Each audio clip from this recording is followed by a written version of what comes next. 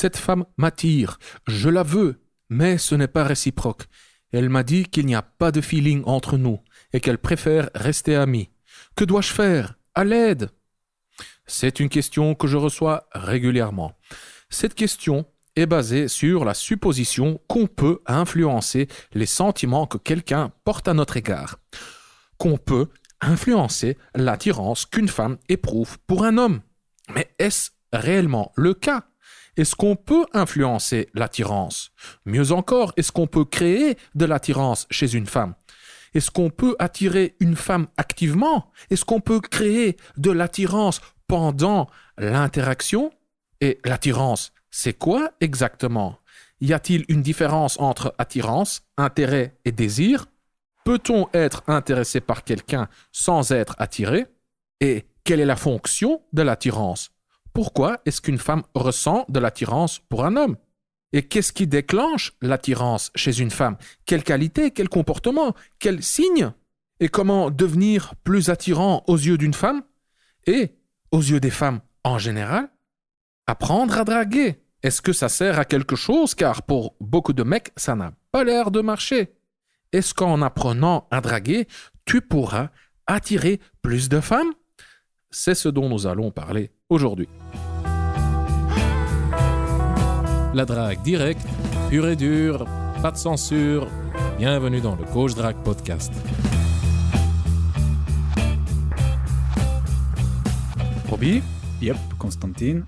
Comment te sens-tu aujourd'hui? Écoute, je vais bien, mieux que les derniers jours. Je viens de terminer ici, d'ailleurs je t'ai pas dit, mais je viens de terminer ma petite leçon d'espagnol quotidienne. Donc voilà, j'ai pas vraiment chauffé ma voix, mais j'ai chauffé mes skills espagnols. Là, donc, Roby, aujourd'hui nous allons parler d'un sujet hyper intéressant, l'attirance, et on va essayer de répondre à la question suivante. Est-ce qu'on peut créer de l'attirance? Car dans la niche de la séduction, du coaching amoureux, coaching relationnel, dans le monde des rencontres, enfin, surtout dans le monde du coaching en séduction, on va se limiter à ça. Il y a deux écoles. Tu as l'école t'as donc deux écoles, celle qui dit que on ne peut pas créer de l'attirance et l'autre qui dit qu'on peut créer de l'attirance.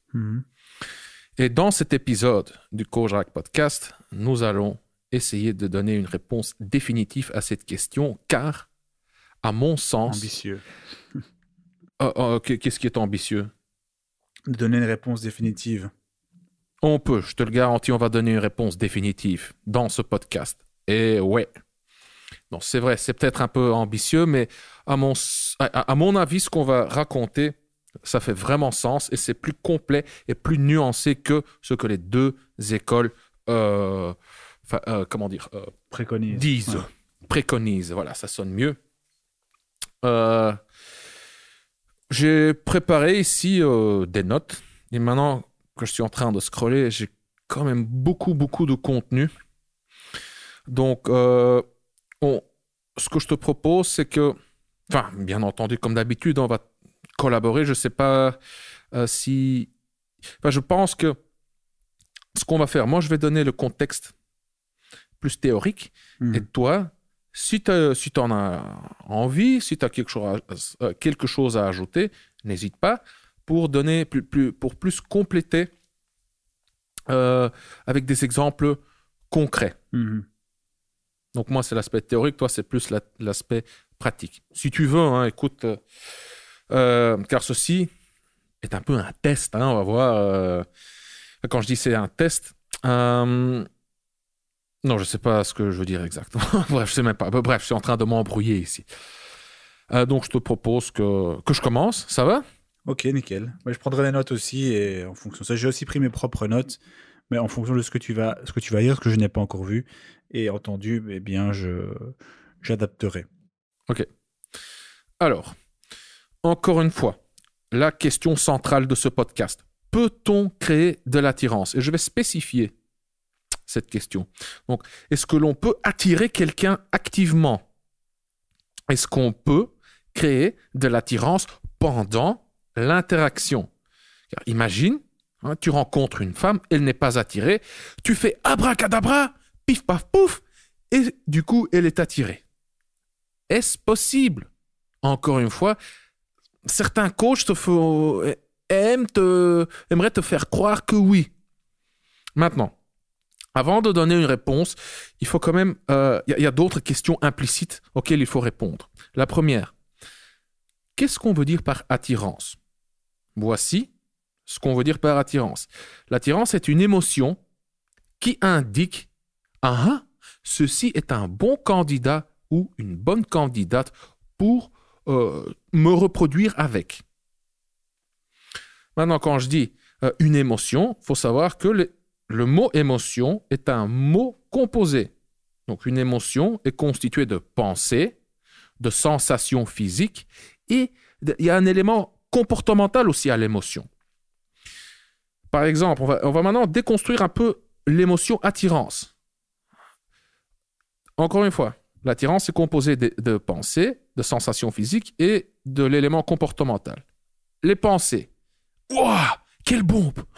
Qu'elle est belle! Je la veux! Oh, si seulement je pouvais la voir! Oh, regarde-moi ces nibards, regarde-moi ces fesses! Mais aussi au niveau des pensées, je ne suis pas assez bien, elle est trop belle pour moi. Donc, tu vois, on peut avoir toute une série comme ça d'images mentales ou plutôt de petits discours internes en fonction du contexte et de comment toi tu te perçois par rapport à cette femme. Maintenant, au niveau des sensations physiques, c'est quoi l'attirance au niveau des sensations physiques? Il y a un arousal, on dit en anglais. Donc, une activation physiologique qui se fait. T'es plus alerte. Il y a un focus sur l'objet de l'attirance. Bon, quand je dis t'es plus alerte et focus sur l'objet de l'attirance, ça se situe aussi plus au niveau de la tête, des pensées.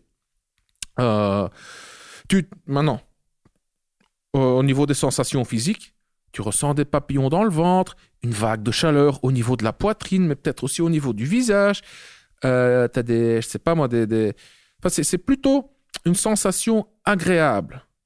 Mais tu peux aussi ressentir un léger état de stress, ou même pas léger, tu peux ressentir du stress en fonction du contexte. Est-ce que tu entres en interaction avec cette femme ou pas? Est-ce que la situation dans laquelle tu te trouves a des conséquences sociales ou pas? Donc cette attirance que tu ressens, est-ce qu'elle pourrait avoir des conséquences sociales ou pas? C'est pas la même chose quand tu vois une femme attirante à la télé, sur ton ordinateur ou sur ton smartphone. Là, tu vas juste te dire « Ouah, la bombe! Ouah, les nibards! Ouah, putain! » Mais imagine, tu travailles, tu es en équipe, il y a ton patron, il y a tes collègues, je ne sais qui, et il y a la nouvelle secrétaire qui entre, et il y a tout de suite les mecs qui vont commencer à se regarder. Genre, qui va faire le premier pas, ou plutôt comment est-ce que le reste du groupe va réagir? Donc, selon le contexte, selon les éventuelles conséquences sociales, tu vas pas ressentir exactement la même chose. Et donc, ces sensations physiques t'indiquent que, donc on parle toujours de l'attirance, mais bien entendu, ces sensations physiques indiquent que, attention, ceci est important d'un point de vue survie et reproduction, surtout d'un point de vue reproduction. Et maintenant, il y a l'élément comportemental de l'émotion. C'est l'attirance te pousse principalement au rapprochement. Donc, il y a l'anxiété qui te dit éloignement, mais il y a l'attirance qui dit rapprochement. Bien entendu, quelque part, ça fait sens. Si cette femme, tu la trouves attirante, si ton cerveau te dit important, ceci est une bonne candidate pour te reproduire avec, oui, forcément, tu vas chercher quelque part le rapprochement, sauf si c'est dans un contexte social et ça pourrait avoir des conséquences négatives pour ton appartenance au sein du groupe. Là, il y aura plus ce conflit interne, genre j'y vais pas, j'y vais pas. Voilà. Maintenant, quelle est la fonction de l'attirance? à mon avis, l'attirance a deux fonctions. La première, c'est de t'alerter. C'est de t'alerter que, voici, donc ici ou là-bas, voici à proximité, une bonne candidate pour te reproduire avec. La deuxième fonction, c'est ça, c'est plus l'aspect, l'élément comportemental / motivationnel, c'est d'initier l'accouplement. C'est de mettre le processus de séduction en marche. C'est d'initier l'approche, ensuite la parade nuptiale. Tu vois les deux oiseaux qui dansent comme ça sur National Geographic, qui battent des ailes pour montrer comme ils sont fit, fit dans une sorte de fitness. Et ensuite, donc tu as l'approche, la parade nuptiale, et ensuite l'accouplement. Crac, crac. Zizi dans le foufoune. Pour ceux qui... Enfin voilà, bref, non, elle est nulle la blague. Maintenant, j'aimerais aussi quand même différencier quelques autres mots, concepts, comme l'intérêt et l'attirance et le désir sexuel et l'attirance. Premièrement, quelle est la différence entre l'intérêt et l'attirance? À mon sens, l'intérêt, c'est plus au niveau de la tête. C'est une curiosité, c'est pour apprendre des choses. Cette fille, ce mec, cette personne pourrait m'apprendre des choses. Il ou elle s'y connaît en X, Y ou Z. C'est un expert en minimalisme, en cuisine, bref, je pourrais apprendre des choses. Mais l'attirance, ça se situe plus au niveau du cœur et du corps. C'est ça plus, encore une fois, une fonction de procréation. Donc, l'intérêt, c'est juste au niveau intellectuel, et l'attirance, c'est plus au niveau physique, je dirais. Encore une fois, il s'agit ici de se procréer, d'un partenaire potentiel. Donc, on peut être intéressé par quelqu'un sans être attiré, mais à mon avis, on ne peut pas être attiré sans être intéressé. D'office, l'attirance implique un certain intérêt. Bon, peut-être que je me trompe ici, surtout au niveau du langage, de la sémantique. Bon, peut-être que j'ai commis quelques gaffes ici, mais je pense que ça tient à la route plus ou moins, cette distinction. Ensuite, quelle est la différence entre désir sexuel et attirance? Et pour illustrer la différence entre le désir sexuel et l'attirance, j'aimerais comparer ça à l'humeur, à la distinction entre l'humeur et l'émotion. L'humeur est un état stable, c'est un état durable. C'est plutôt ta baseline, c'est ta ligne de base. C'est ce que tu ressens pendant la journée, la semaine, le mois. L'émotion est un état temporaire, éphémère, plus intense. Ça monte, ça atteint un pic et puis ça redescend. Donc, tu as des gens qui sont d'humeur plus sombre, mais ces gens d'humeur plus sombre peuvent connaître la joie, l'attirance, le désir sexuel, l'anxiété, la colère, etc. Tu as des gens qui sont d'humeur plus gaie, plus joyeuse, plus optimiste, et ces gens-là, ils peuvent connaître des émotions comme la tristesse et toutes les autres émotions que je viens de nommer, comme la colère, l'angoisse, et ainsi de suite. Et donc, l'attirance, c'est pour moi quelque chose de plus stable et durable. Quand tu trouves quelqu'un attirant, en général, ton attirance reste la même, tu vois. Ah oui, encore une distinction entre humeur et émotion. L'émotion est plus intense que l'humeur. Et donc, on va revenir à l'attirance et le désir sexuel. Donc, l'attirance est un état plus stable, plus durable. Si je te demande, pense à ton actrice préférée, tu vas probablement me nommer une femme attirante. Et si je te demande est-ce que tu la trouves attirante, tu vas me dire oui. Si je te demande est-ce que maintenant tu es excité sexuellement, est-ce que tu la désires sexuellement maintenant, à un niveau intellectuel, tu pourrais dire oui, je la désire, mais c'est pas que tu ressens des titillements dans ton bas-ventre et une érection. Enfin, c'est pas que tu es en feu maintenant, en rut. Hein, ça brûle pas dans ton bas-ventre, dans ton ventre. Tu n'es pas excité sexuellement. Et donc, le désir sexuel, c'est comme l'émotion, c'est plus, c'est plus temporaire, éphémère, c'est plus intense, ça monte. Il y a un pic, puis il y a un petit, comment dire, puis ça descend. Et ça peut descendre très vite après le pic, quoi. Hein, quand tu lâches, quand il y a une, comment on va appeler ça, une décharge, voilà. Ouais.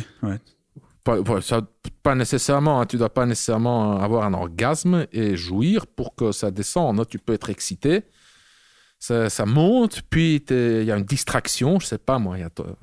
Bref, il y a une distraction, tu te concentres sur autre chose et puis voilà, le désir sexuel va descendre.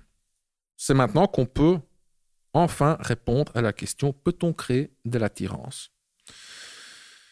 Encore une fois, l'attirance est une émotion qui indique ceci est un bon candidat ou une bonne candidate pour te reproduire avec.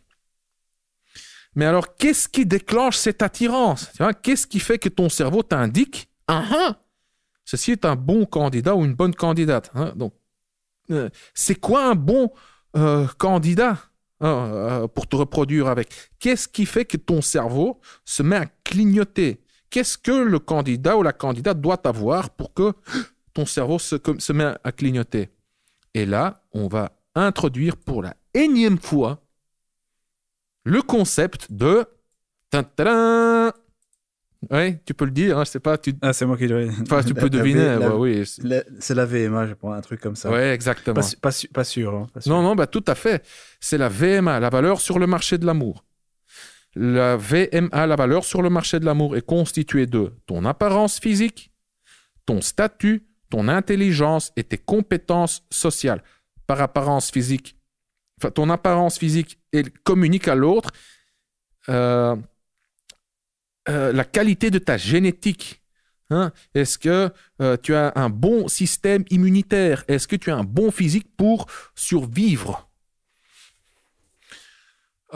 Et tes enfants, est-ce qu'ils auront une bonne génétique également? Tout ça, c'est ce que ton apparence physique communique. Et donc, c'est quoi une bonne apparence physique? C'est une apparence physique qui dit, voilà, il y a une certaine jeunesse, hein, parce que la jeunesse est corrélée à la fertilité, mais aussi pour les hommes, hein, tout ce qui indique force. Donc, je ne sais pas comment l'expliquer exactement, mais donc oui, ce qui est important, c'est la symétrie, les traits masculins comme la masse musculaire, etc., le taux de testostérone. Donc, bref, tout ce qui dit, voilà, il a une bonne génétique, il est fort, il a une bonne chance de survie. Ensuite, le statut. Le statut, c'est ta position au sein du groupe. Et on peut aussi dire, ici, je n'ai pas encore très très bien défini. Hein, moi, j'utilise le statut de plusieurs façons. Ou bien au niveau du groupe, ta position au sein du groupe, ou bien plus comme statut social, tu vois, au sein de la société. Mais donc, cette distinction n'est même pas si importante. Ton statut, il indique, c'est une expression, une manifestation de tes qualités physiques, de ton intelligence et tes compétences sociales. L'intelligence, c'est la capacité à résoudre des problèmes. Hein, donc, est-ce que ce bonhomme-là, il est capable de construire une cabane, hein, de cueillir ces pommes qui se trouvent hors de portée en temps moderne? Est-ce que le mec est capable de réparer la bagnole, de réparer le vélo, de percer un trou dans le mur, de trouver un job, de bien fonctionner au boulot, de bien effectuer son job, etc. Et finalement, tu as les compétences sociales, dont le leadership, la dominance, l'empathie, la gestion des conflits, la capacité à former des alliances, etc. Et les compétences sociales, répondent aux questions suivantes que la femme pourrait se poser inconsciemment. Est-ce que ce mec pourra s'intégrer dans mon groupe? Est-ce que je peux présenter ce mec à ma famille, à ma tribu, mes amis? Est-ce que ce mec est bon en collaboration? Car au final, quand on se reproduit, il y a le groupe qui s'élargit. Vous passez de 2 à 3 personnes, donc un gosse.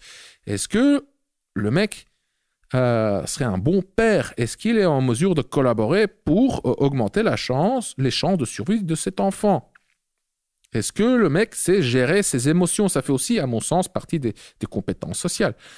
Est-ce que ce mec est capable de naviguer la mer, l'océan émotionnel d'une relation, quoi, parce qu'encore une fois, les émotions, ça fluctue. Il y a des hauts, il y a des bas. Est-ce que le mec va pas péter un câble? Est-ce qu'il va pas me tuer? Donc ici, je parle du point de vue féminin. Est-ce qu'il va pas me tuer? Est-ce qu'il va pas devenir agressif? Est-ce qu'il va pas me taper? Est-ce qu'il va constamment être en demande? Est-ce qu'il va être en train de pleurnicher, déprimé, être sombre?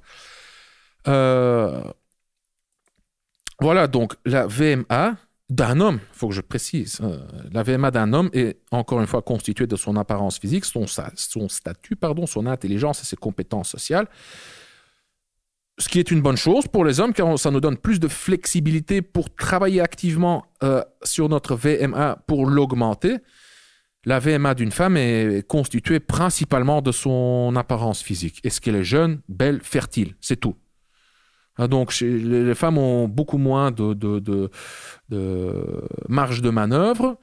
C'est pour ça aussi que les femmes mettent en général en général, les femmes accordent plus d'importance à leur apparence physique. C'est pour ça que ce sont les femmes qui se maquillent, qui achètent tellement de chaussures, de vêtements et je ne sais quoi. Et pas les mecs. Alors, pendant l'interaction, donc est-ce qu'on peut créer de l'attirance? Pendant l'interaction, en fait, tu n'as uniquement que tes compétences sociales pour influencer le niveau d'attirance qu'elle pourrait éprouver pour toi. Donc, on peut dire que le niveau d'attirance d'une femme, on va essayer de quantifier. Elle peut ressentir 0 attirance et 100 attirance. 0 étant rien du tout. Juste rien, c'est neutre, c'est de l'indifférence totale. Et 100, c'est genre, je sais pas moi, elle perd la tête, elle a des vertiges, elle va s'évanouir, elle a son cœur qui bat la chamade, elle rougit. Enfin, c'est ce qu'une groupie de 18 ans ou de 16 ans pourrait éprouver devant son idole du boys band. Le mec qui a 22 ans avec des abdos et qui met... la groupie devant la scène qui est en train de hurler, de crier quand son idole est en train de chanter. Voilà, ça. On va apprendre ça comme 100. Donc, 101, attirance, le score de 100 pour son attirance. Donc, pendant l'interaction, tu as uniquement tes compétences sociales pour influencer le niveau d'attirance qu'elle éprouve pour toi. Et avant l'interaction, en dehors de l'interaction, il y a tout le reste. Il y a l'apparence physique, il y a le statut, il y a les compétences sociales. Il y a aussi les compétences sociales, oui. Car les compétences sociales, c'est quelque chose qui peut se cultiver. Et un mec timide peut réduire, diminuer, apprendre à contrôler sa timidité. Il peut devenir plus confiant, moins timide quand il travaille ça. Et pour finir, j'aimerais aussi parler de la distinction entre 2 concepts. Celle des honest et dishonest signals, les signaux honnêtes et malhonnêtes. Et donc, le but de ces signaux, c'est de signaler du fitness pour attirer un ou une partenaire. Un honest signal, un signal honnête, c'est un signal coûteux, un costly signal, qui dit « Regarde-moi, je suis super fit, j'ai un bon fitness, j'ai une excellente génétique car je peux me permettre de gaspiller des ressources et ou de me mettre en danger. » L'exemple est typique. C'est la queue de Pan. Pan. Comment on dit Pan, Paon, Pon, ouais. Pan. Pan. Voilà. Tu as cette grosse queue énorme, hyper belle. En fait, elle n'a qu'une seule fonction. c'est d'attirer des femelles. Cette queue n'a qu'une fonction de sélection sexuelle. Cette queue n'a aucune fonction de survie, bien au contraire, car cette queue communique. Regardez-moi, femelle, je survis, je suis là, j'existe, malgré cette énorme queue qui ne fait qu'attirer l'attention des prédateurs. Donc, je dois être vraiment fit, quoi. Je dois être fort, j'ai une bonne génétique. Et c'est pour ça que les jeunes, les ados, fument, affichent des comportements à risque. Ils roulent en motocyclette. Tu vois tous les comportements, sur une roue, ils boivent, ils fument, ils se battent. Tu vois, ils affichent beaucoup plus de comportements à risque que les gens plus âgés. Tout simplement, c'est inconscient, c'est purement inconscient, pour indiquer au sexe opposé, aux jeunes filles, aux jeunes femmes, regardez-moi, malgré tous ces comportements à risque, je suis encore là. Donc je dois avoir une bonne génétique. Donc voilà, j'espère que vous serez attirés par moi. Ok. Voici un exemple chez les humains d'un costly signal. L'exemple extrême, Dan Bilzerian, tu le connais, Dan Bilzerian. Toi, tu l'appelles comment? Danou, n'est-ce pas? J'appelle mon petit Danou. Quand tu regardes son Instagram, tu vois qu'en fait, c'est juste juste une grosse liste de honest signals, de signaux honnêtes, qui indiquent que voilà, ce mec, il a énormément de ressources. Il a des thunes, il a des bateaux, et, tu vois, son corps d'Apollon, tout ça, c'est... Quand tu accumules tous ces indices, tu peux dire, ouais, ce sont des signaux honnêtes. Enfin, c'est difficile de simuler tout ça, hein. Mm-hmm. Et tu vois qu'il est entouré constamment de dizaines de bombes, hein, mais de bombes atomiques. Des femmes dont on peut que rêver, en fait. Hein, la plupart des mecs, c'est ce genre de femmes, ils n'en auront jamais, ou bien qu'une dans leur vie. Hein. Voici un exemple d'un dishonest signal, hein, comparé à la queue de paon. Tu as des serpents inoffensifs qui ont des couleurs semblables aux serpents venimeux. Hein. Ou la guêpe. Hein, les couleurs de la guêpe, c'est un costly signal, c'est un honest signal. Ça veut dire, attention, danger, je peux te faire bobo quand je te pique. Hein, voilà, c'est à ça que les couleurs de la guêpe servent. Mais tu sais que tu as aussi tu en as vu, hein, tu as des petites mouches, des insectes inoffensifs qui ont la même couleur que la guêpe. Mais en fait, ils sont inoffensifs. Ça, c'est un exemple d'un dishonest signal. Hein, les insectes inoffensifs qui ont les mêmes couleurs que les guêpes. Maintenant, chez les humains, un exemple similaire serait, je ne vais pas le nommer, hein, mais tu as un gourou anglophone. Il y a quelque chose qui cloche dans sa tête. Je pense c'est un psychopathe, un sociopathe. Il y a clairement un truc qui ne va pas. Qui Photoshop ses photos de son profil Tinder et tout. Il les Photoshop pour booster sa VMA de manière artificielle. Mais quand je te dis qu'il les Photoshop, c'est pas qu'il retouche un petit truc par-ci par-là, comme tu vois chez beaucoup d'influenceurs sur Instagram, surtout dans le fit game. Hein, tous les mecs, la muscu et tout ça, muscu, fitness, bodybuilding, je ne sais quoi. Il y en a qui photoshopent vraiment leurs photos, hein, pour amincir un petit peu la taille, pour élargir un peu le tour de bras, un petit peu plus au niveau du triceps, un petit peu plus au niveau du biceps, un petit peu plus au niveau des épaules pour les rendre plus remplies, plus rondes, plus volumineuses. Et ça sont clairement des exemples de signaux malhonnêtes. Eh ben, le coach en séduction dont je te parle, je vais pas nommer je vais pas le nommer, je vais pas donner son nom. Ce mec, franchement, la pourriture. Enfin, il s'est photoshopé. Sur une des photos, tu as l'impression qu'il est DJ sur Tomorrowland. Hein, tu vois? Tu le vois en train, devant la scène, là, il a pris une photo, je sais pas moi, d'un DJ populaire, il a juste remplacé sa tête, pas la sienne, quoi. Une autre photo où tu le vois avec un casque en train d'escalader une montagne, le Mount Everest ou je ne sais quoi. Et il en a encore quelques-unes comme ça qui sont vraiment, vraiment tirées par les cheveux, quoi. Tu vois. Et donc, attention. Enfin, bref, pour moi, c'est juste un exercice intellectuel intéressant de réfléchir en termes de costly, de signaux honnêtes, malhonnêtes, de signaux de costly signals, etc. Oui, encore un truc, attention, un dishonest signal, un signe malhonnête, ça ne veut pas nécessairement dire que c'est de la tromperie intentionnelle, pas nécessairement, tu vois. L'exemple du coach en séduction anglophone qui chipote, qui photoshop ses photos sur Tinder, oui, c'est clairement intentionnel. Mais par exemple, les femmes qui se maquillent, qui ne se disent pas on va arnaquer les gars, on va un peu voilà, on va les tromper, on va enfin voilà, elles ne se disent pas on va l'arnaquer consciemment pour en tirer un maximum de profit. Non, c'est juste que quand tu demandes à une femme pourquoi tu te maquilles, c'est pour me faire belle car j'aime bien me sentir, je me sens mieux dans ma peau, c'est plus joli. Ok, d'accord, mais comment ça se fait que tu te sens mieux dans ta peau, tu te sens plus jolie? Justement, car ça augmente tes chances de te reproduire. Voilà, ça booste ta VMA.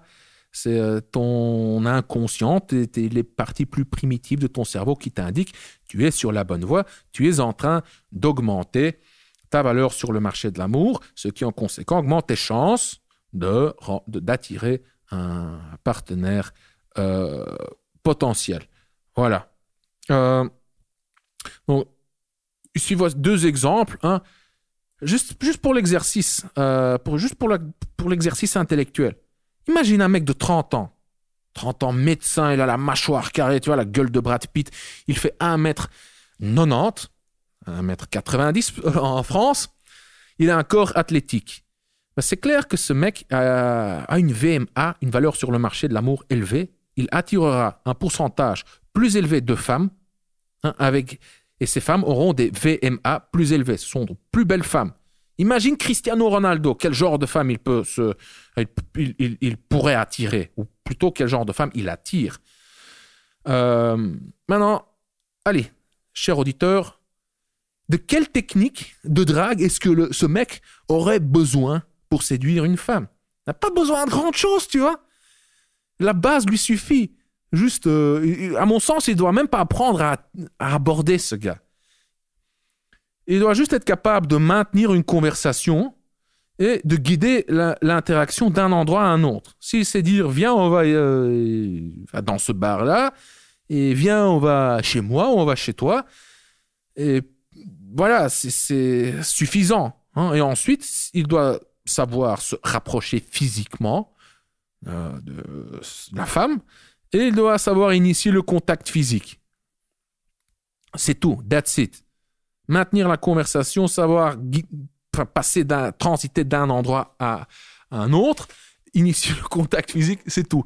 Il ne devra pas nécessairement se prouver, il ne devra pas nécessairement passer des shit tests, comme on dit. Maintenant, compare-le au clochard de 55 ans, avec des psychopathologies multiples, une hygiène lamentable. Ce mec ne va attirer quasiment personne, sauf une femme qui a une VMA tout aussi basse que la sienne.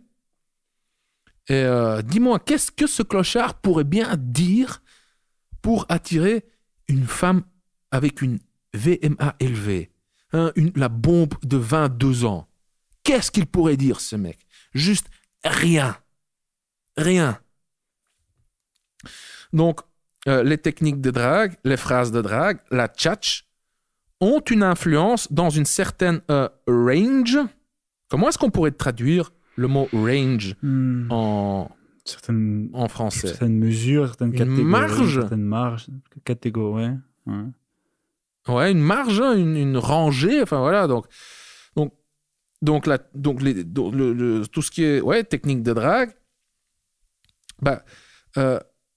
phrase de drague, tchatch, etc., ça joue un rôle quand ta VMA, ta valeur sur le marché de l'amour, est plus ou moins similaire, à un point près, plus ou moins. donc quand ta VMA est similaire à celle de la femme. Voilà.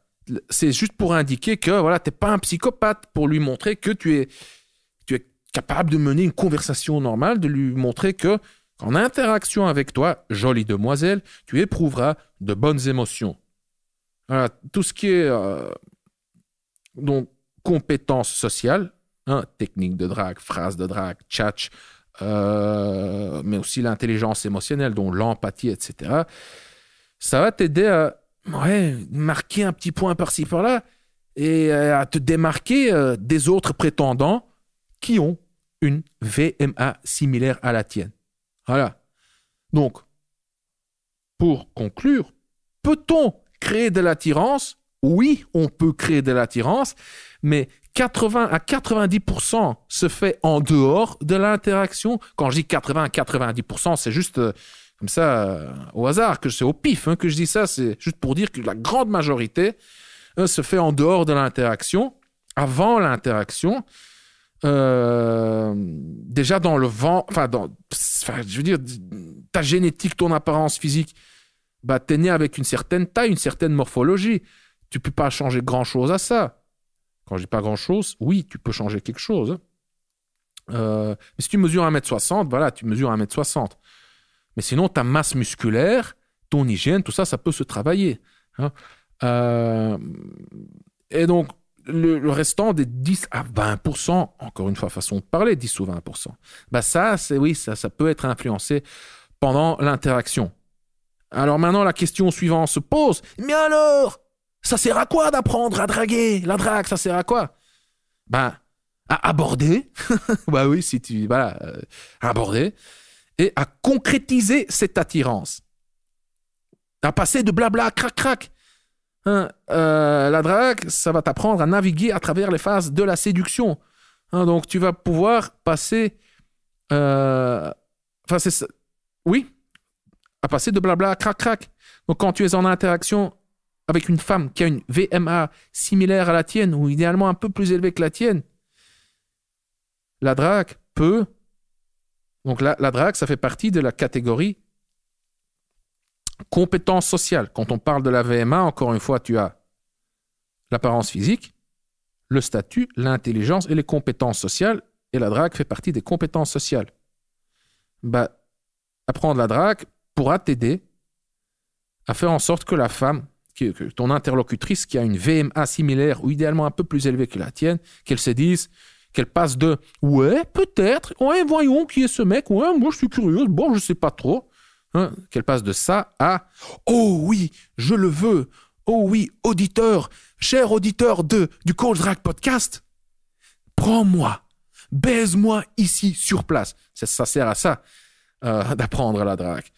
Car imagine un homme et une femme attirés l'un par l'autre. Si l'homme ne fait rien, dans la plupart des cas, il ne se passera juste rien. Sauf si l'homme a une VMA plus élevée que celle de la femme. Mais bon, si je viens de dire que un homme et une femme ont... Non, bref, désolé, je suis en train de m'embrouiller. Je continue tout simplement. Il ne se passera rien, sauf si l'homme a une VMA plus élevée que celle de la femme. Et alors, la femme sera probablement plus entreprenante, mais dans ce cas, tu risques de te retrouver avec une partenaire en dessous de ton niveau, le fameux « je plais aux femmes qui ne me plaisent pas et je ne plais pas aux femmes qui me plaisent ». Donc si l'homme ne fait rien, alors il ne se passera rien.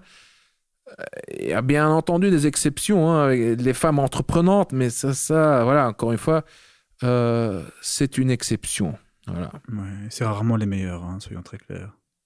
Oui. On est tout à fait d'accord. Voilà, j'ai fini. Très bien. Écoute, je ne vais pas être aussi long.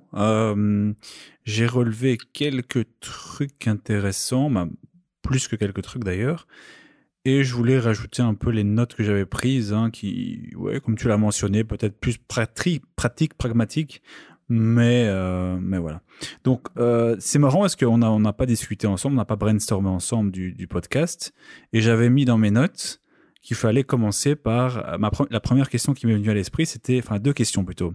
C'était qu'est-ce qu'on entend par attirance ? Définir l'attirance, et tu l'as très bien fait. Donc là-dessus, je ne veux pas revenir. Et ma deuxième question, c'était se situer, à quel moment on se situe ? Est-ce qu'on se situe à l'approche ? Est-ce qu'on se situe lors de l'échange en ligne ? Est-ce qu'on se situe au rendez-vous ?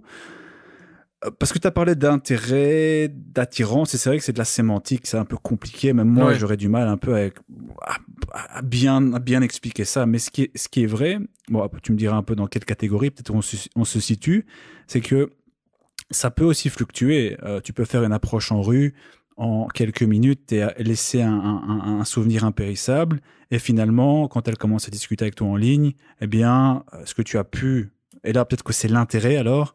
Ce que tu as pu développer comme intérêt commence à comment dire, à se casser la gueule. Mm-hmm. Mais j'ai l'impression aussi que l'un, je peux pas dire que c'est un vase clos, mais presque, hein, c'est que ces trois, c'est systémique quelque part. L'intérêt, l'attirance, le désir. Bon, systémique, c'est un grand mot. Peut-être qu'il y a plus l'intérêt a plus peut-être l'attirance a plus d'effet de levier par rapport à l'intérêt et le désir. L'intérêt a peut-être plus d'effet de levier que le désir. Et le désir vient un peu peut-être en dernier, étant un sentiment qui est très sporadique et qui peut venir et partir comme ça. Donc ça à discuter. Mais ce qui est certain, c'est que suivant le moment dans lequel tu te trouves, lors de l'approche, de l'échange, du rendez-vous, voilà, ça peut encore varier. Cette attirance, hein, tu peux t'être fait une idée fixe d'une personne lors d'une approche en rue, en bar, qui a duré quelques minutes, et avoir une forte attirance.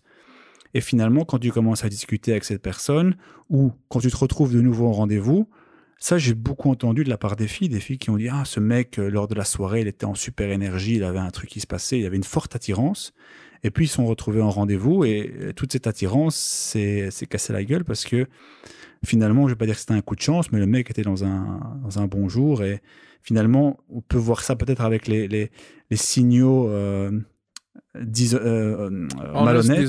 Tu vois, ouais. On peut peut-être faire le parallèle.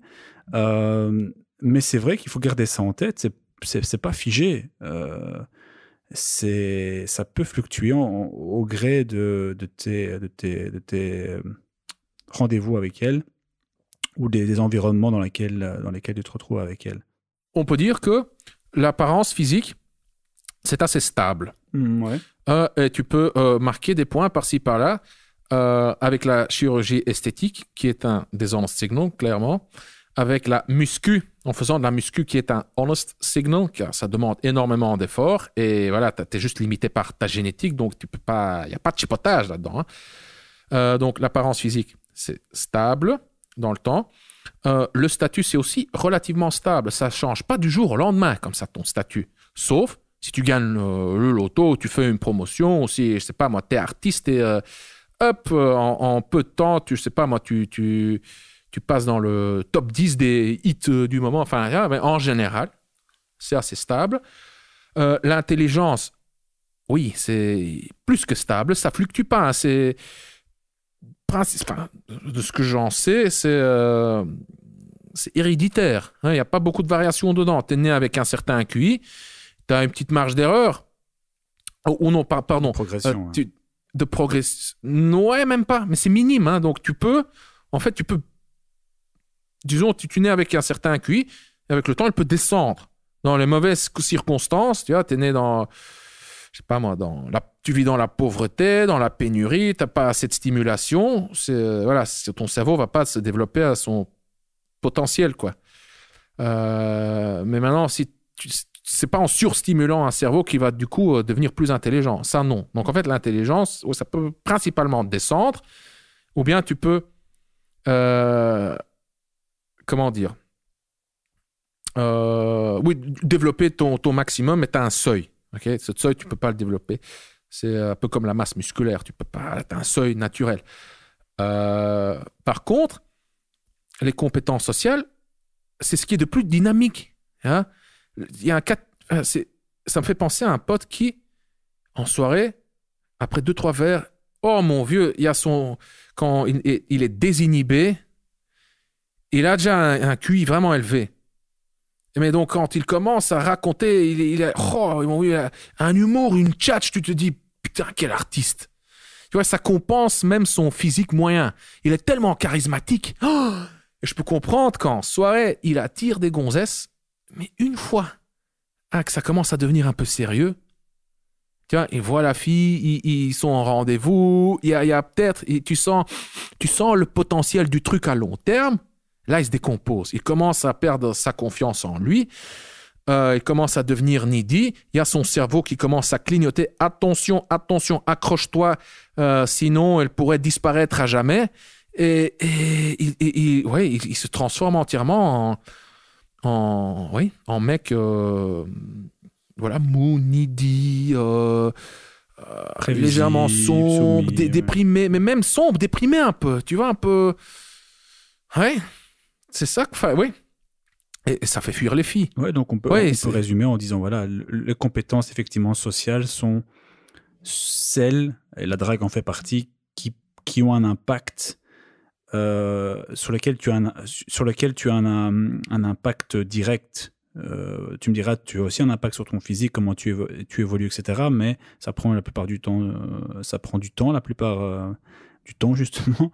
Et alors que les compétences sociales, tu peux avoir un impact direct. Comment tu réagis à ce qu'elle dit, si elle répond pas, comment gérer, si elle est irritée, comment te comporter, si elle n'est pas intéressée, comment te comporter, si au rendez-vous elle esquive le baiser, comment se comporter. Bref, c'est toutes des compétences sociales qui peuvent à un moment donné faire une différence. Oui, donc on va formuler ça un peu autrement. Pendant l'interaction, tu n'as que tes compétences sociales pendant l'interaction pour essayer de naviguer, pour essayer de parcourir les étapes de la parade nuptiale, de la séduction. Tu vas faire quoi pendant? Comment tu vas faire booster? Comment est-ce que tu vas booster ton statut pendant l'interaction? Comment est-ce que tu vas améliorer ton apparence physique pendant l'interaction? Ton intelligence, vu qu'elle est stable, qu'est-ce que tu vas faire? On va formuler ça autrement. On va prendre Tinder comme exemple. Via ton profil, ton profil va te permettre d'exprimer les 4 composants de la VMA. Ton apparence physique, ton statut, ton intelligence et tes compétences sociales. À travers la qualité de tes photos. Tu as une belle gueule. Ok, tu prends des photos de ta belle gueule, tu prends des photos de tes pectoraux massifs et de tes tablettes en chocolat. Boum, tu as l'apparence physique, hop, tu marques des points. Bon, c'est simplifié, bien entendu. Je veux dire, souvent, les femmes, elles n'aiment pas les mecs qui prennent des selfies devant le miroir. Mais bon, juste, c'est à titre d'exemple, on va simplifier. C'est mieux si tu prends des selfies devant le miroir, c'est mieux d'être un beau gosse balèze, bien foutu, que qu'en surpoids, et ainsi de suite. Quoique, bon là, je digresse, mais le mec en surpoids qui prend un selfie devant le miroir, ça peut être perçu comme de l'humour du second degré. C'est pas ça qui va l'aider à choper. Non, oui, voilà. Bon, tu as une belle bagnole, une belle maison, voilà, tu prends ça en photo, tu mets ça également sur ton profil. Mais attention, tu as ton intelligence qui va justement se manifester, et ton intelligence et tes compétences sociales aussi, qui vont se manifester, surtout à travers le non-dit de ton profil Tinder. Donc, si tu sais mettre ton apparence physique, ta belle gueule et tes tablettes, et ton six-pack, et ta bagnole, et ta maison, ta grosse baraque, et ton job de je sais pas moi, de médecin, je sais pas moi, de directeur, si tu sais mettre ça en avant sans que ça paraisse comme de la frime, tu marques des points. Donc ça, c'est surtout tes compétences sociales qui se manifestent à travers ton profil Tinder. Et l'intelligence, oui, ça se voit indirectement aussi, je sais pas moi, à travers le statut que tu communiques. Je veux dire, un mec avec un QI de 70, il va pas devenir médecin, il va pas devenir ingénieur. Donc, intelligence, compétences sociales, ça va se manifester indirectement via ton profil et les photos hein, donc les photos, et à travers ton descriptif, si tu as rempli ton descriptif, donc le texte hein, de ton profil. Mais une fois que tu commences à chatter avec la fille, bah, il n'y a plus que tes compétences sociales, quoi, tu vois, qui jouent. Une fois que tu commences à envoyer, que vous commencez à échanger des messages. Voilà. Pareil, lors du rendez-vous, tu n'as plus que tes compétences sociales. Tout le reste devrait déjà être en ordre. Donc tout le reste, ça se prépare, ça se travaille. L'apparence physique, le statut, ça se travaille en dehors du rendez-vous, avant le rendez-vous. Et même les compétences sociales, vu que c'est quelque chose de flexible, ça se travaille avant le rendez-vous. Mais pendant le rendez-vous, tu n'as que tes compétences sociales pour influencer le déroulement de l'interaction. Et c'est pour ça que tu devrais apprendre la drague, cher auditeur, car toutes ces filles que tu as abordées, tous ces rendez-vous foirés qui n'ont pas amené à grand-chose, toutes ces analyses de tes interactions sociales que tu as fait après les approches, après les interactions, après les rendez-vous, ça va te rendre socialement plus fluide et ça va se manifester lors du rendez-vous. Donc, cette jolie fille que tu vois dans la rue se promener, tu l'abordes pas seulement pour maximiser tes chances de... Enfin, je veux dire, si tu ne l'abordes pas, il ne se passera rien.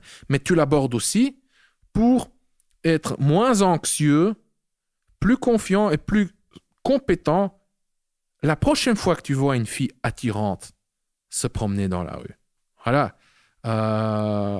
Donc, ouais, les compétences sociales, ça peut aussi se développer. Ça se travaille. Ouais, ok, parfait. Bah, écoute, je vais terminer sur les différents points que j'avais notés. Donc tu as bien complété ce que je voulais dire par rapport à quel moment on se situait pour l'attirance.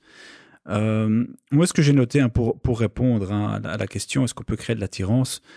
Moi, j'avais noté en disant on peut en créer.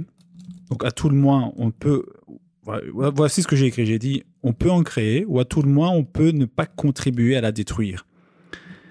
C'est-à-dire qu'à un moment donné, il faut qu'il y ait un minimum d'attirance. Ça, c'est une évidence. Et tu l'as mentionné, on peut travailler dessus, l'apparence physique, le statut, les compétences, etc. Donc, tu peux travailler de sorte à ce que, en amont, tu aies déjà une certaine valeur et que la fille te trouve attirant à un moment ou à un autre. Parce qu'il n'y a pas photo. Tu as pris l'exemple avec le SDF de 55 ans. À un moment donné, si tu n'as aucun point positif, tu peux faire ce que tu veux, tu peux dire ce que tu veux. Il faut qu'il y ait un minimum d'attirance qui est là.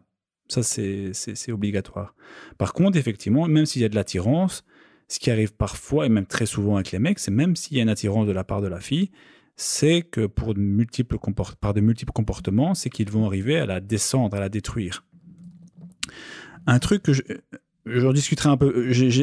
J'ai noté quelques points un peu plus loin, mais un exercice que je conseille un peu aux auditeurs, et moi je le fais très souvent, et je le fais même moi quand je suis dans une interaction, c'est être tout à fait honnête. Bon, tu observes un mec qui aborde, un mec qui est en interaction, et tu observes simplement leur langage corporel pour dire, ok, cette fille, son intérêt est neutre, son intérêt est très bas, ou son intérêt est très haut. Et tu peux le voir simplement lors de leur discussion. Et même chose avec moi, quand j'aborde une fille, je peux très facilement jauger son niveau d'intérêt.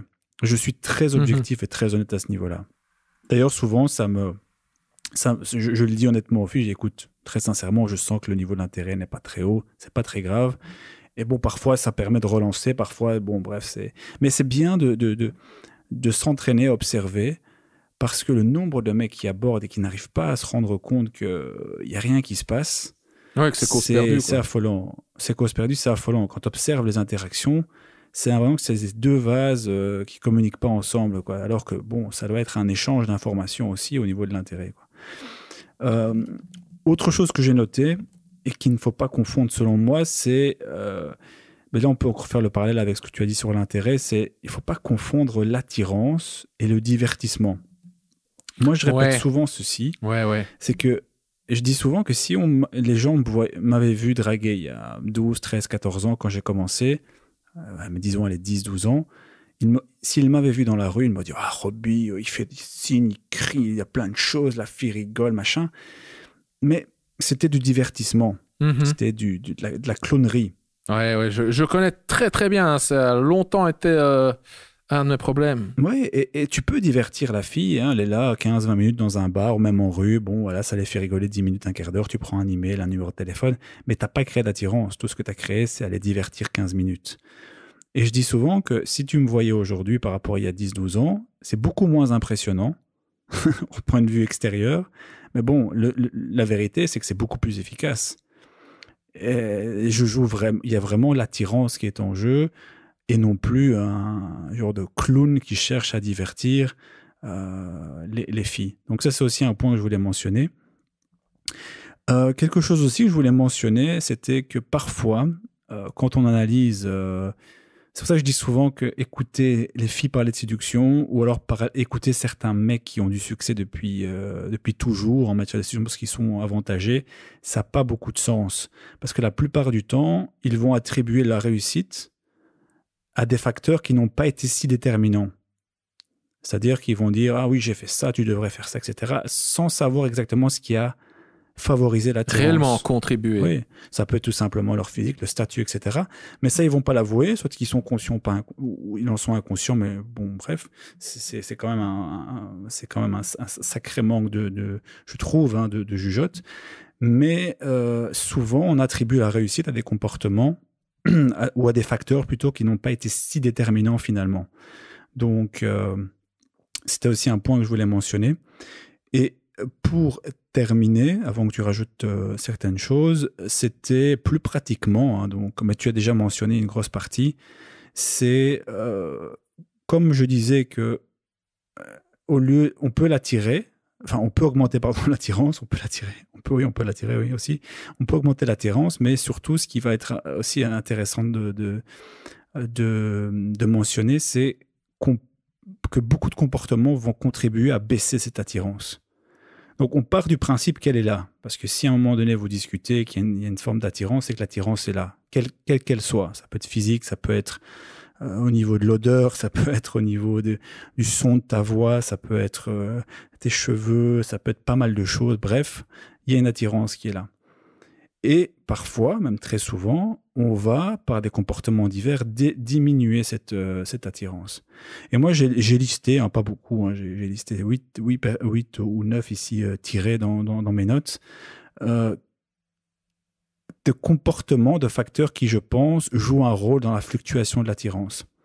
Et ici, je pars d'un principe où la VMA des deux personnes, donc la valeur sur le marché de l'amour des deux personnes, de la fille et de l'homme, sont plus ou moins similaires. Voilà. Disons même qu'il peut peut-être y avoir une différence où la fille est mieux ou le mec est mieux. Mais grosso modo, on n'est pas c'est pas le clodo de 55 ans qui sort avec une fille de 22 ans extrêmement fertile. Ouais. Premier point que j'ai noté, c'est... Donc, ce sont 8 comportements, 8 facteurs qui font baisser l'attirance. 3, 4, 5, 6, 7 même. J'ai été trop optimiste. 7 que j'ai noté ici, mais il y en a certainement d'autres. Hein, mais voilà, je voulais pas trop faire trop long. Donc, première chose, c'est pas forcément baisser, hein, mais qui ont un rôle dans la fluctuation de l'attirance. Oui. Donc, en haut, par le bas. Première chose, c'est forcément qu'il y a un rôle négatif, c'est tout ce qui est soumission ou un caractère trop d'agréabilité. Ouais. Donc, quand tu es trop soumis, quand tu es trop acquis à sa cause, quand tu es trop agréable, hein, typiquement, oui, quand tu veux, je suis disponible tous les jours de la semaine, peu importe l'heure, toute ma vie tourne autour de toi. C'est une sorte de soumission, un trop plein d'agréabilité. C'est un facteur à VMA égal qui va diminuer son attirance envers toi. Car sous-entend, en fait, que tu essayes de lui plaire, ce qui sous-entend que tu te vois quelque part comme étant inférieur, quelque part. Oui, tout à fait.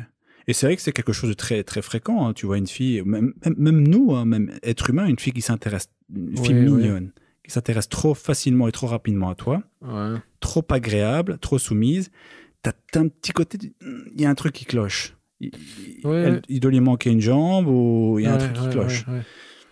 Et c'est bon, ici la question suivante se pose, c'est quoi trop, hein, parce que quand on dit trop, par définition, c'est pas bon, hein. Tu peux dire trop indépendant, trop dépendant, trop agréable, trop, enfin là, mais oui, voilà, on peut pas le quantifier, hein, c'est vraiment une question de feeling, d'expérience. Avec l'expérience, tu pourras justement ressentir dans cette interaction spécifique ce qui est trop ou pas assez, quoi, hein. Et c'est pour ça aussi que je mets souvent, je répète souvent l'importance de la balance. La balance, donc c'est qui court après qui. Autrement dit, tu peux, en fait, c'est comparer les deux niveaux d'intérêt, les mettre en face, qui est plus intéressé par l'autre. Et donc, quand tu affiches un certain comportement et tu remarques une baisse de son intérêt, de son attirance, quelque part, tu peux avec un certain degré de certitude, te dire que ce comportement que j'ai affiché ici a fait baisser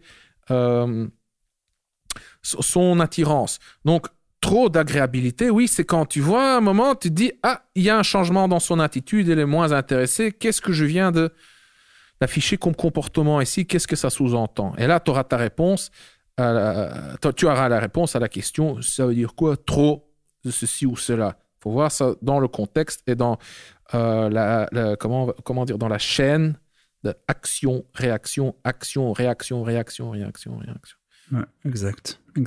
Donc le point 2 que j'avais noté, c'était, mais tu l'as bien mentionné, c'est le statut social et le statut aussi financier. Un point que je voulais mentionner, et ton avis est clairement intéressant, j'ai remarqué, hein, que quand tu as ce statut social et financier, quand tu fais partie d'un certain pourcentage de la population. C'est-à-dire que tous les hommes sur cette terre n'ont pas cette capacité financière de haut vol. C'est pas mon cas non plus, je dois l'avouer.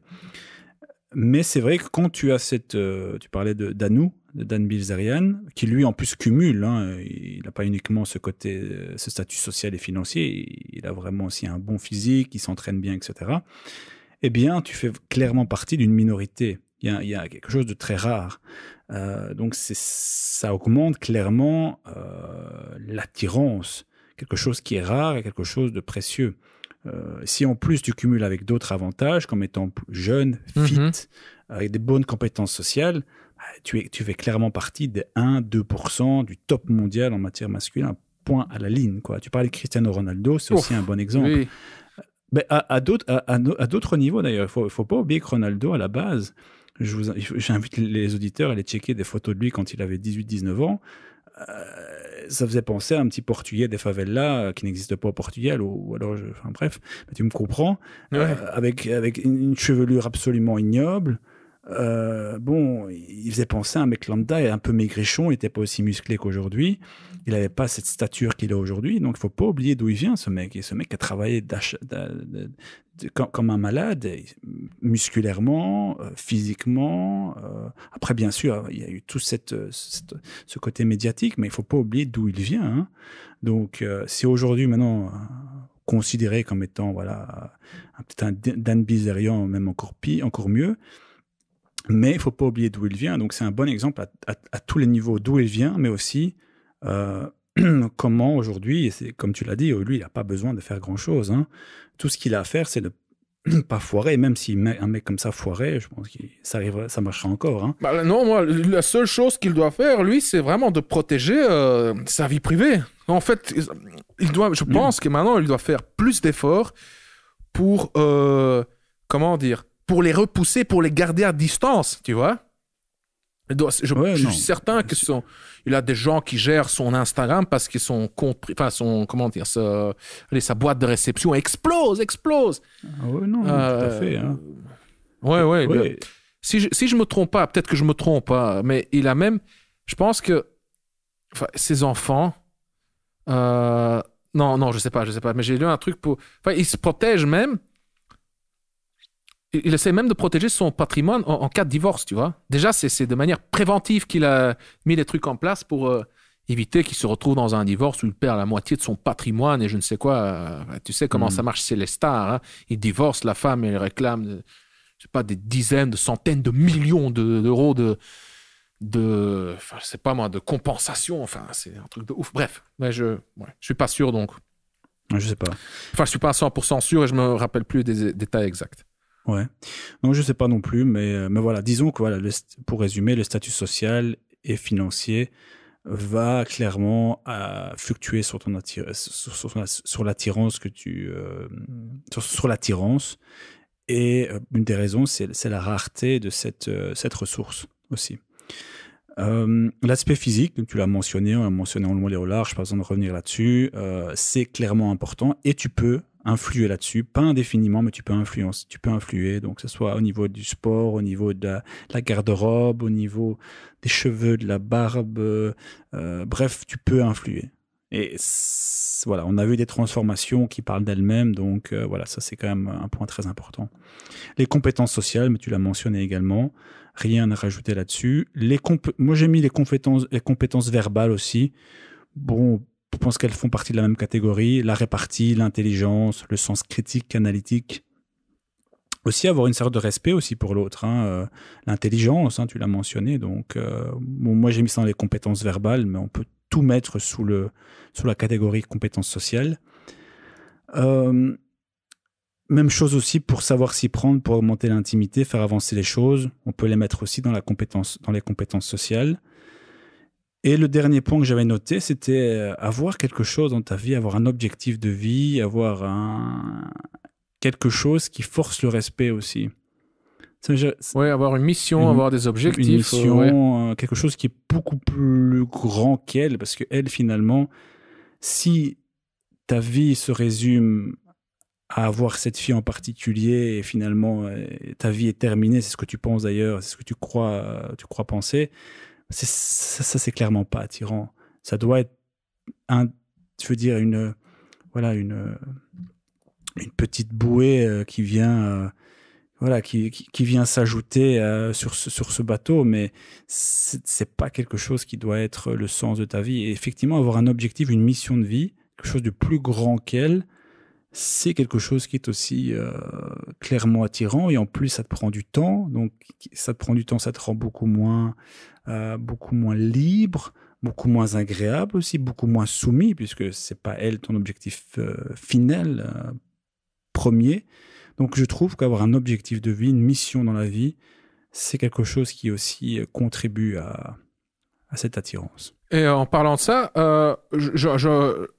j'en parle également dans l'épisode, j'ai oublié le numéro de l'épisode, mais le podcast s'intitule « Comment rendre une femme amoureuse ?» et j'explique là-dedans justement pourquoi c'est si important d'avoir une mission, un objectif, mais aussi comment ça influe sur ta perception, sur la dynamique, comment ça va te rendre moins needy, plus attirant, etc. Ici, je ne vais pas entrer dans les détails car c'est une explication relativement longue. Hein. Donc, cher auditeur, je t'invite à jeter un coup d'oreille au podcast Comment rendre une femme amoureuse. Tu trouveras le lien en description. Mais oui, tout à fait. Rien à dire là-dessus, entièrement d'accord. Parfait. Bah, écoute, moi, mes notes, j'ai beau scroller, il n'y a plus rien. Ah, on a fait les 7 facteurs. Oui, plutôt 5 finalement, parce que j'ai rajouté les compétences verbales dans les compétences sociales et le fait de savoir s'y prendre pour augmenter l'intimité, pour faire avancer les choses, également dans les compétences sociales finalement. Donc on voit quand même que les compétences sociales, dont fait partie la drague et tout ce qui est lié, toutes les techniques pour faire avancer les choses, pour augmenter l'intimité, pour arriver au sexe avec elle, ont clairement un impact. Oui, bien sûr. Ça montre de la confiance, du leadership, ça montre de la dominance, bref, toutes des composantes masculines qui sont attirantes aux yeux des filles. Et si tu le combines avec tout ce qu'on a vu, physique, statut social, etc., eh bien effectivement, tu peux toi aussi arriver dans ce fameux top 5, top 2, top 10% des hommes. Maintenant, qu'est-ce qui a le plus grand effet de levier ? Quand on décompose la VMA, qu'est-ce qui a le plus grand effet de levier? Car je sais qu'il y a, enfin c'est une toute petite minorité, mais il y a des mecs qui investissent énormément de temps et d'efforts dans l'apprentissage de la drague. Et à mon sens, le retour sur investissement, il diminue très rapidement.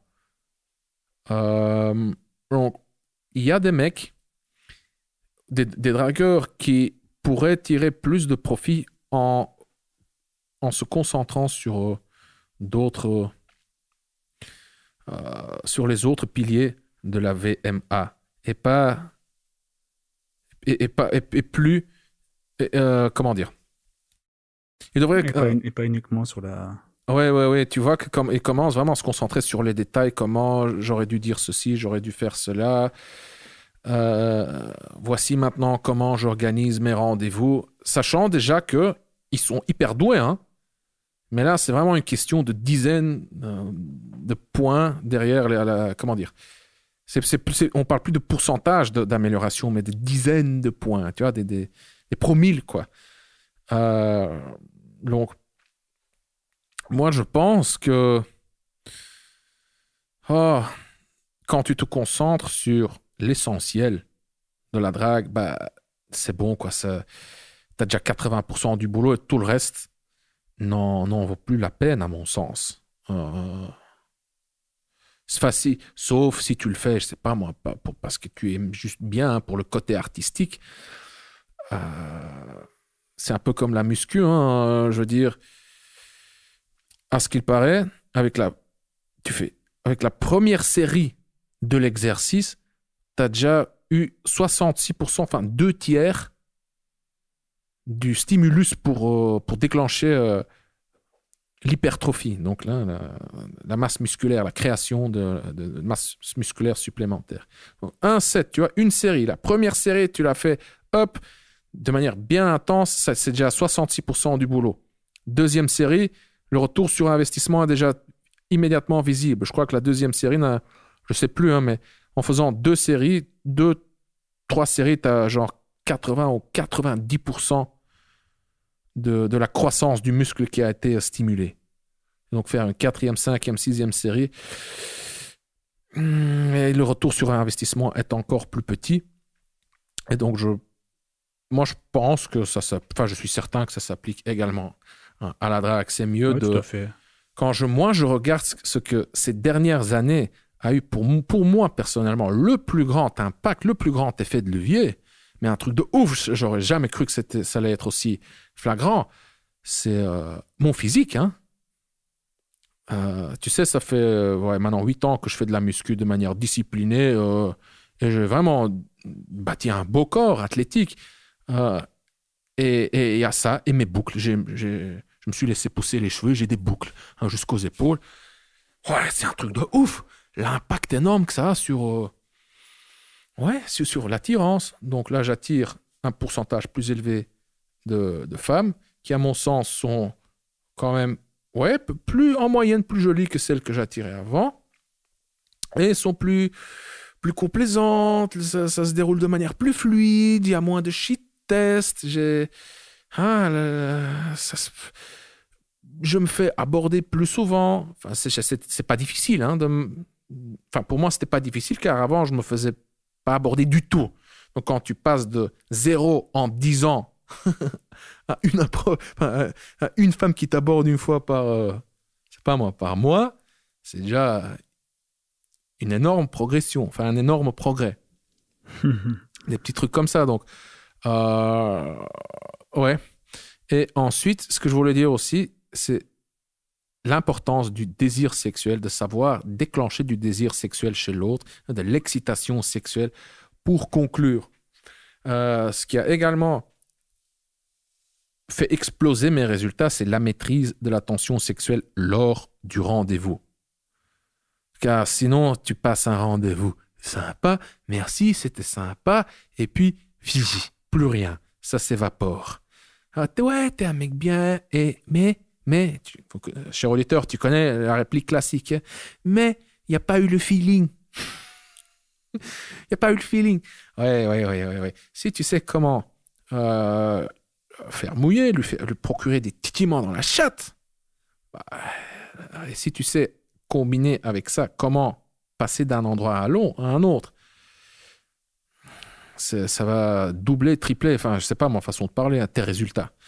Mais là, le désir sexuel, en faisant... Et oui, si tu sais...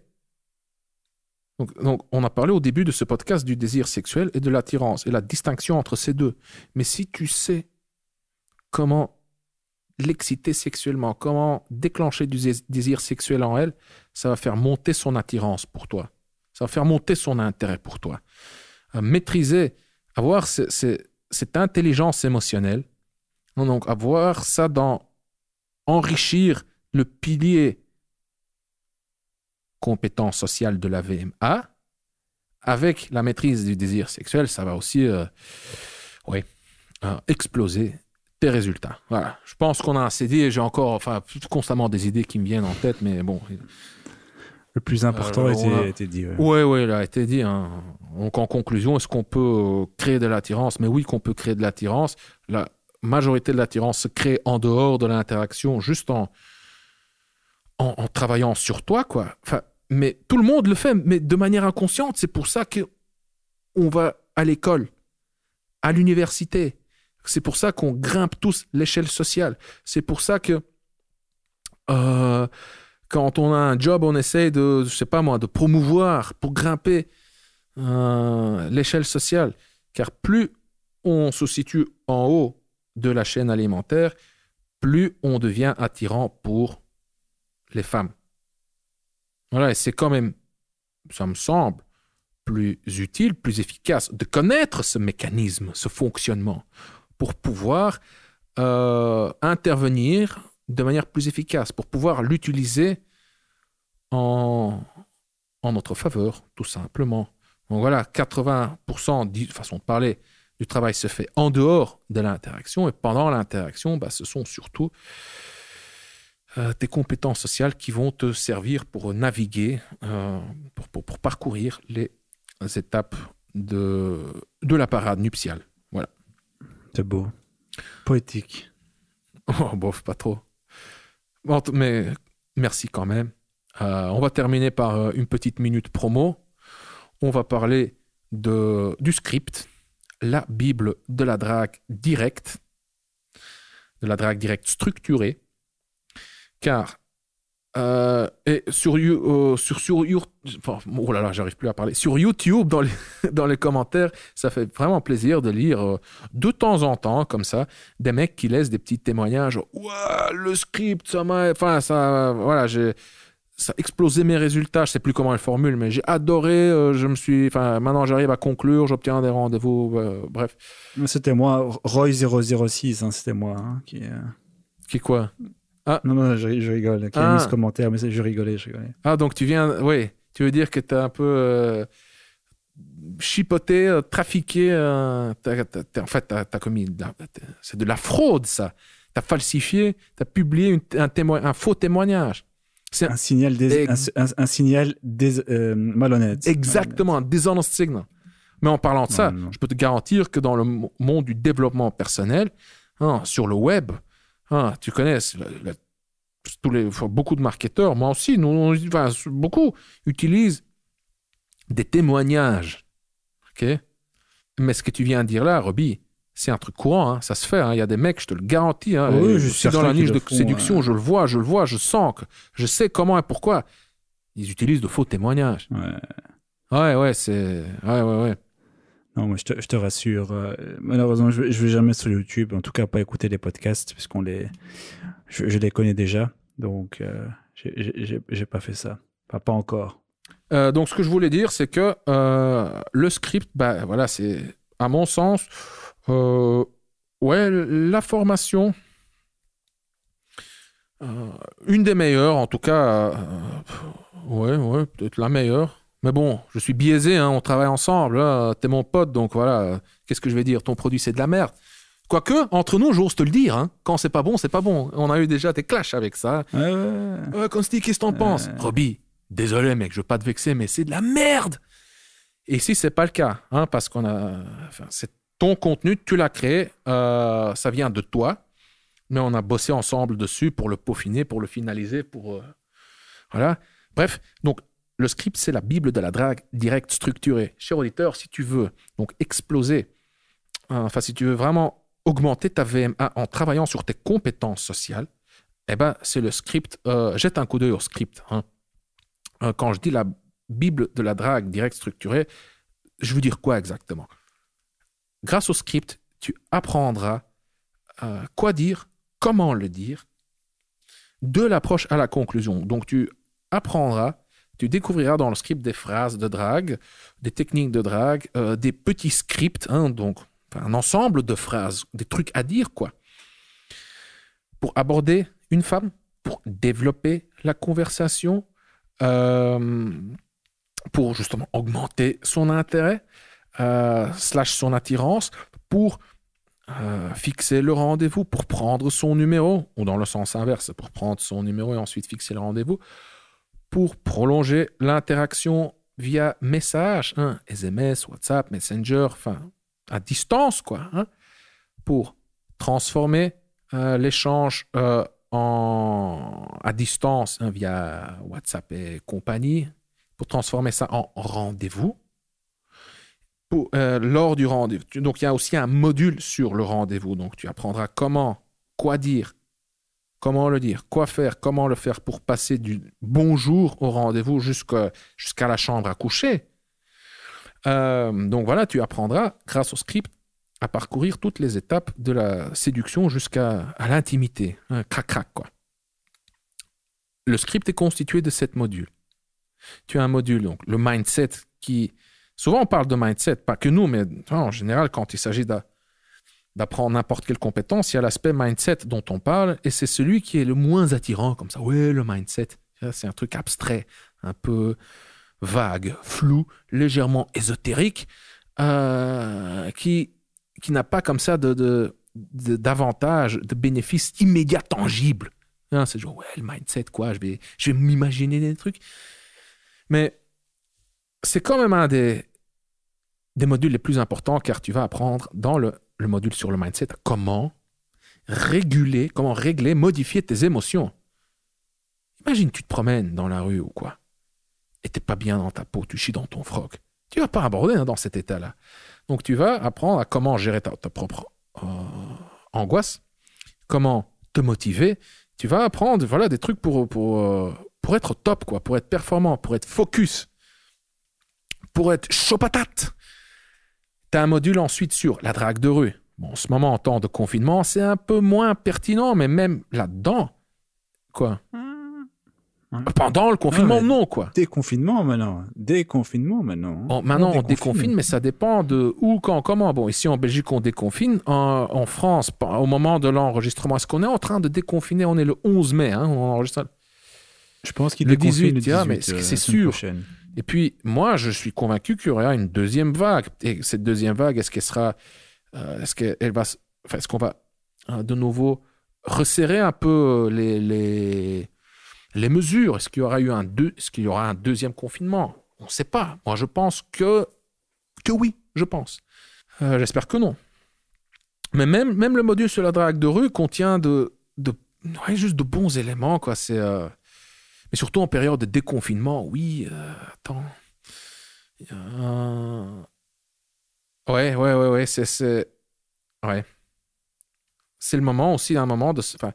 disons, d'ici quelques semaines, je pense que la drague de rue serait quand même un excellent environnement, vu que les bars et les boîtes resteront quand même fermés plus longtemps que ça.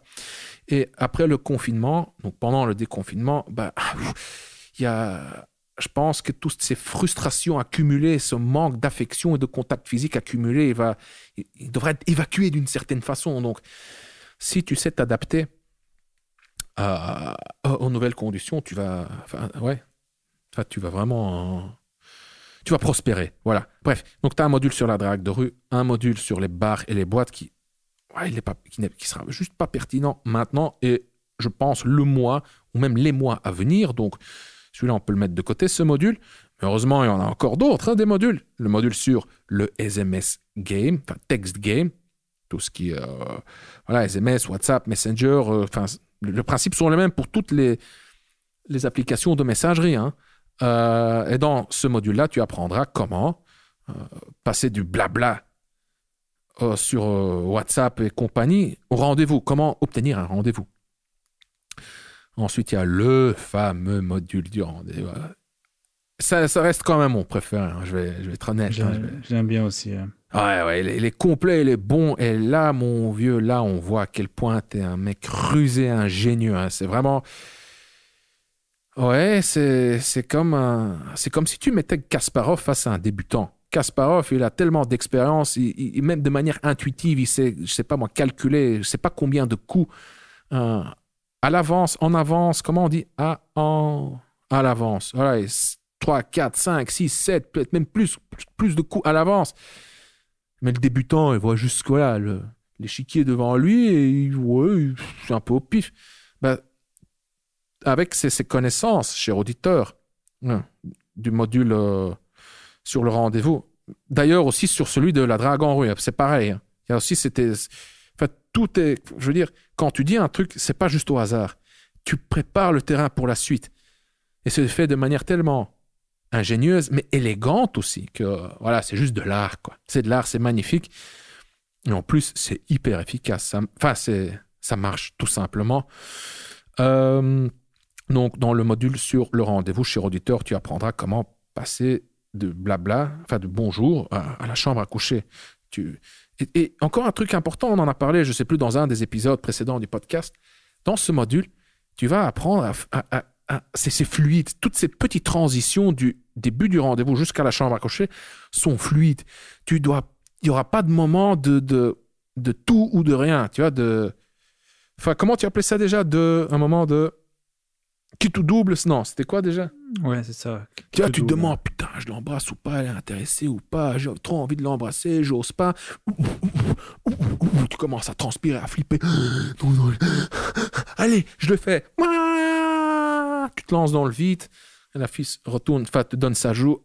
Et tu sens le coup de poignard dans le cœur. Ah, merde, t'es envahi par la déception, tu te crispes, elle voit sur ton visage qu'il y a quelque chose, que tu te décomposes, qu'il y a quelque chose qui s'est brisé en toi, et c'est mort, quoi, game over. Non, rien de tout ça. Dans le module, sur le rendez-vous, cher auditeur, tu vas apprendre des techniques, des phrases, des petits tests pour augmenter son intérêt, pour juste instaurer de manière graduelle et fluide et élégante l'intimité et ce fameux désir sexuel dont j'ai parlé il y a quelques minutes. Voilà. Et tu as aussi le module intitulé « Le puzzle complété » où on regroupe tous les autres modules où tu donnes une belle analyse de 2 interactions qui regroupent encore une fois tous les éléments. Et une de ces interactions, c'est une interaction réussie. Et l'autre, c'est une interaction foirée pour qu'on puisse bien comparer ce qu'il faut faire et ce qu'il ne faut surtout pas faire. Et n'oublions pas également les 3 bonus, la drague à l'étranger, qui soyons honnêtes, n'est pas pertinent non plus maintenant. Hein, voilà, quoi. Et un autre bonus qui contient encore quelques analyses supplémentaires d'interaction, voilà, quoi. De ce qui marche, ce qui ne marche pas et l'analyse. Ouais, voilà.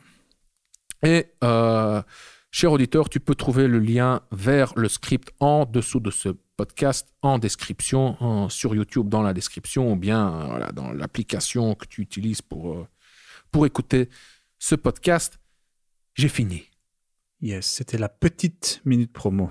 Petite minute promo, une petite vidéo, une petite tartine. Tu connais, hein? Enfin, tu sais à qui je fais référence quand je dis une petite vidéo. Tu connais? Non. Non, ouais. Bon. Cher auditeur, toi, tu sais sûrement de qui il s'agit. Un grand monsieur que j'adore, qui m'inspire beaucoup. Un mec hyper intelligent, intéressant, qui a plein de choses utiles à dire, qui font vraiment sens sur l'humain et sur la musculation, sur les hommes, sur les femmes, et ainsi de suite. Voilà. On se dit au revoir. Ouais, yes. On se fait la bise, on se fait un gros câlin. Une bise virtuelle. Yes. Ouais, une bise à au moins 1,5 mètre de distance. Cher auditeur, Merci pour ton attention. J'espère que ce podcast t'a aidé à y voir un peu plus clair, à mieux comprendre le phénomène de l'attirance avec une compréhension plus complète et plus nuancée, quoi. Plus proche de la réalité. Roby, je te remercie pour ta contribution. Merci. Et on se voit dans le prochain épisode. Bisous, bye bye. Bye bye. Voilà, chers auditeurs, nous sommes arrivés à la fin de cet épisode. Si tu ne l'as pas encore fait, alors abonne-toi au Coach Drague Podcast. Tu peux t'abonner sur YouTube, Spotify, SoundCloud, Apple Podcast ou via l'application que tu utilises pour écouter ce podcast. Et si tu as aimé cet épisode du Coach Drague Podcast et si tu souhaites me remercier ou me donner un coup de pouce, voici ce que tu peux faire. Si tu m'écoutes sur YouTube, alors tu peux laisser un pouce bleu. Si tu m'écoutes sur Apple Podcast, alors tu peux me laisser une évaluation de 5 étoiles si tu trouves, bien entendu, que le podcast mérite une telle évaluation. Ton évaluation est cruciale car elle m'encourage, me motive, m'inspire, mais avant tout, avec ton évaluation, tu aides les mecs comme toi et moi à découvrir le podcast plus facilement. Je suis Consti de CoachDrague.com. Merci d'avoir écouté le Coach Drague Podcast. On se revoit dans le prochain épisode. Bonne drague!